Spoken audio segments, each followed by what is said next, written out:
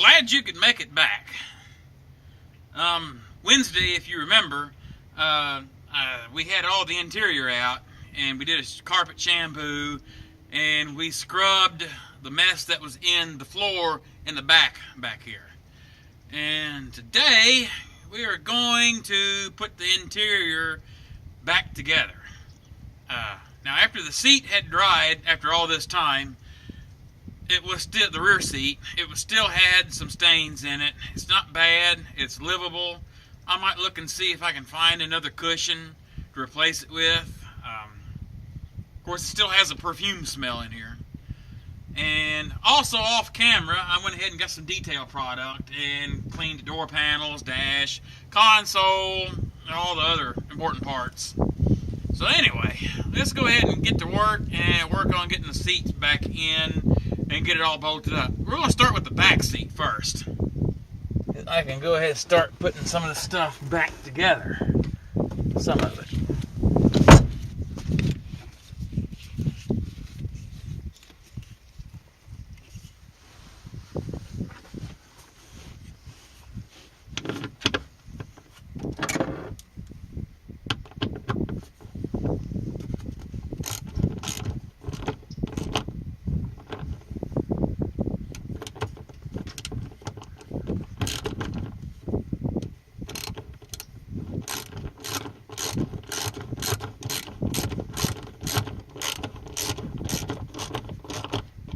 These seatbelt screws, bolts, require a T50 Torx.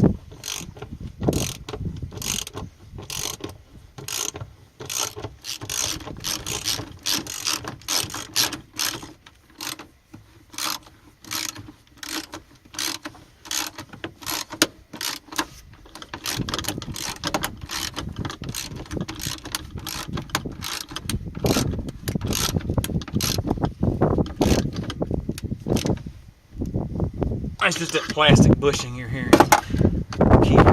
Alright, we're going to fish the back seat in. Okay. Now there's two little hooks right here. There's a hook here and on the passenger side, and there's two little loops on the back side that this snaps into. So we're going to go ahead and there's one.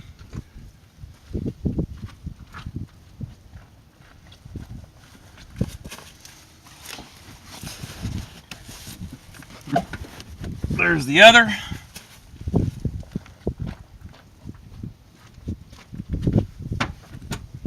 And the seat just snaps in.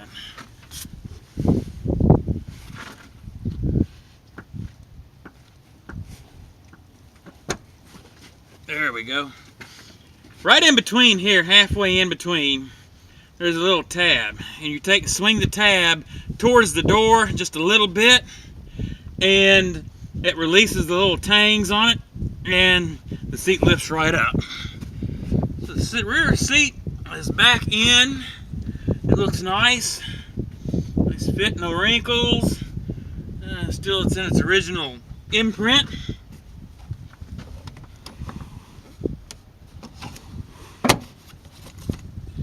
Make sure the seat belt goes back like it's supposed to. Seat belts buckle.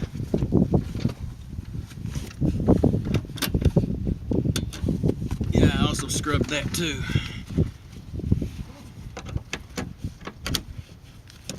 Alright. Alright, I have a driver's seat that I'm going to wrestle in.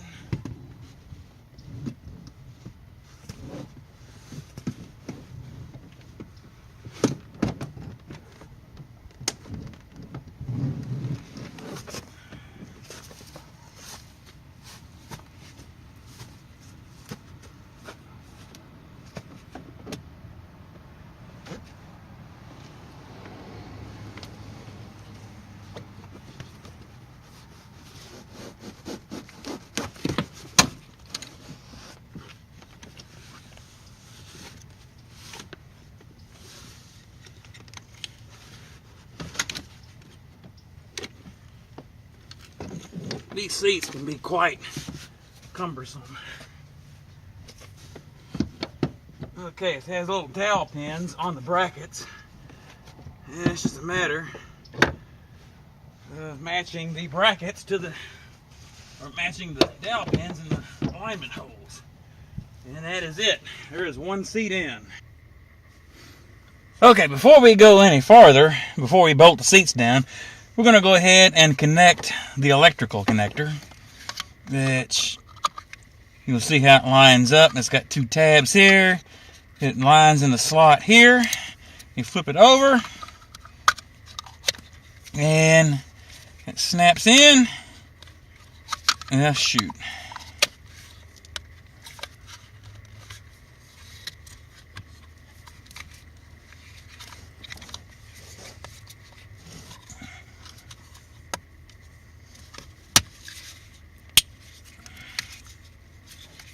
And the connector snaps back. Okay.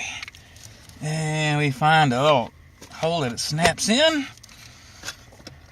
And we just set the seat back down. Now we'll realign it and we'll bolt it in place. The rear bolts require these two round cap screws in a T55 socket. So I'm just going to go ahead and thread these back in.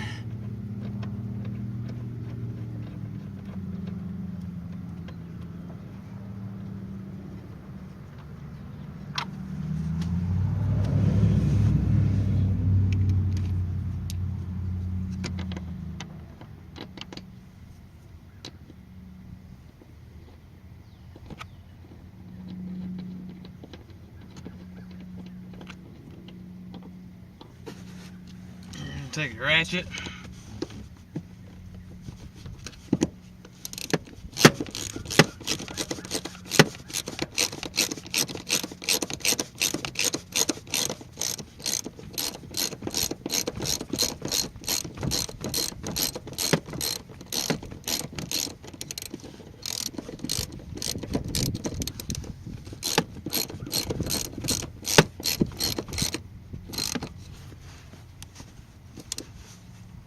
They were about that tight.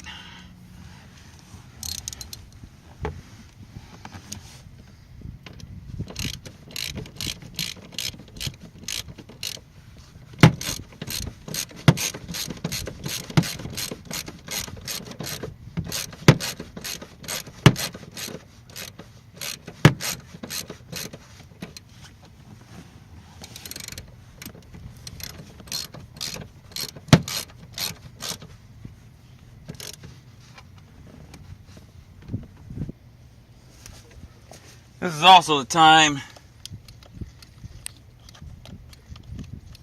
to check to see if you have power seats or anything, and nothing's working. Okay, so hold on a minute.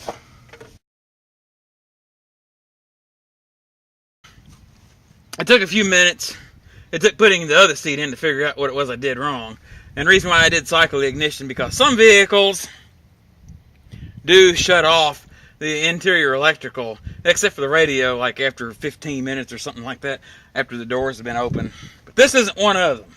But what the problem was, I didn't have the connector seated all the way, so now I have the seat working like it's supposed to.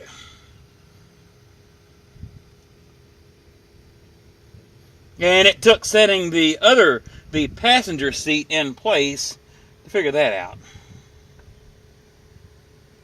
Okay, so we slide the seat all the way back. And now you see the bolt holes. Now I just have to figure out what I did with the bolts.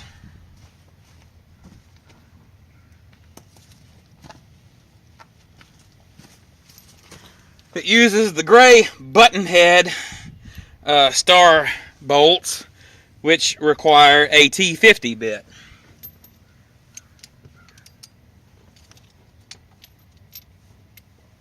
So I'll go ahead and place that on the extension.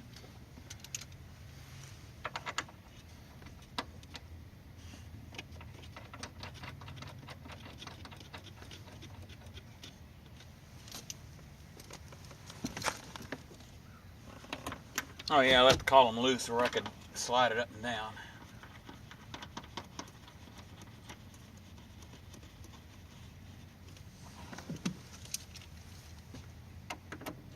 And I'll go ahead and run these down.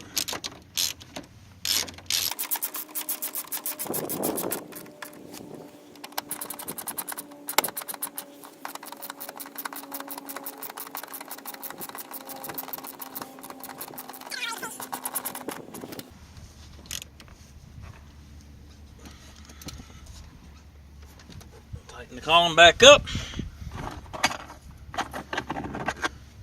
There's two plastic cover pieces, and they snap right over.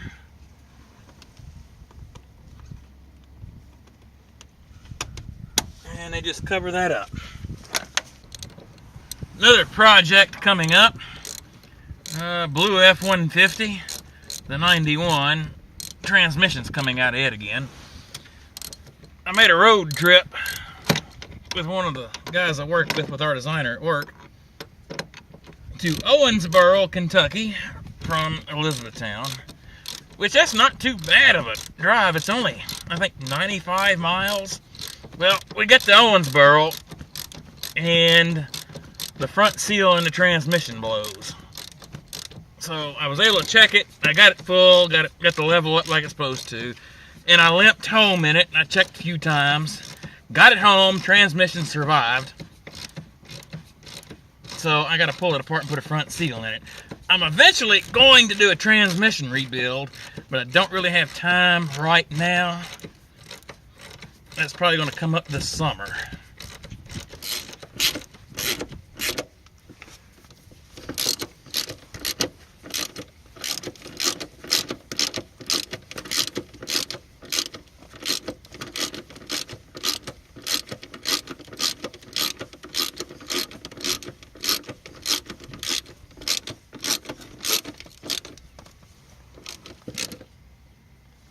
An air ratchet would work wonders.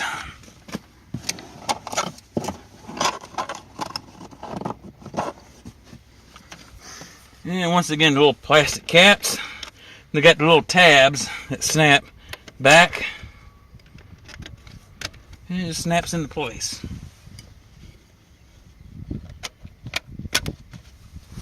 Okay, so there we have it. The interior is back together. Despite weird smell still existing, but it's at least cleaner than it was anyway. It's almost as clean as the Flex now. I had it. That still had the factory, had the new car smell in it. Okay, well, I have the original floor mats that goes back into the floor, but I have to remember where I put them, and I cannot think of where I did with them. They're close. They're not lost. I also had the rubber floor mats that came out of the Flex I've been using in here. I don't know. I might opt for something different. I don't know. I'm actually thinking about trading it, so I hadn't made too many plans on customizing it too much. Okay. Well, that's about all for this Friday night. I guess a lot of people getting ready to party for the weekend. Got a good one coming up. It's supposed to snow here this week, tomorrow. I don't know. We'll find out. Okay. Thanks for watching.